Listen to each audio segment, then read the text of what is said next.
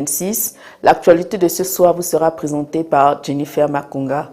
À présent, les principaux titres.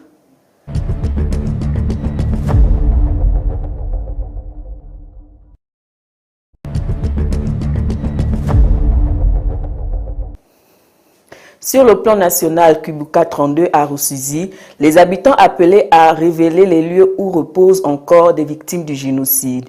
Cette démarche vise à favoriser une mémoire collective et à renforcer le processus de réconciliation nationale.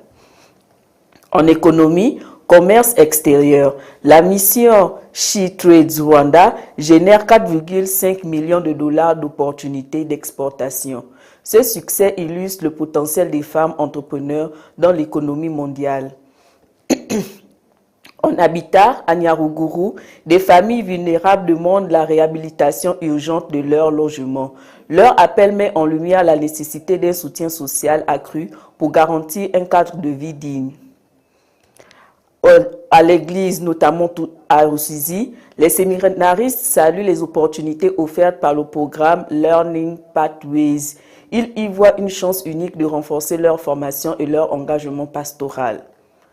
À l'international, notamment au Venezuela, double séisme, une mobilisation internationale massive s'organise. Alors qu'une course contre la montre s'engage au Venezuela pour atteindre les victimes encore piégées sur les décombres, l'onde de choc a traversé les frontières et les promesses d'aide affluent des quatre coins du monde.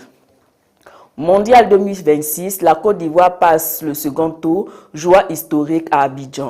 Les éléphants ont décroché dans la nuit du 25 juin leur toute première qualification à la Coupe du Monde. Au Vatican, le pape Léon XIV envoie une aide au Venezuela frappé par un tremblement de terre. Alors que les efforts de sauvetage se poursuivent, le pape Léon XIV a envoyé un don d'urgence initiale de 100 000 € par l'intermédiaire du bureau de l'aumônier apostolique. Bienvenue dans ce journal. À présent, le développement des titres.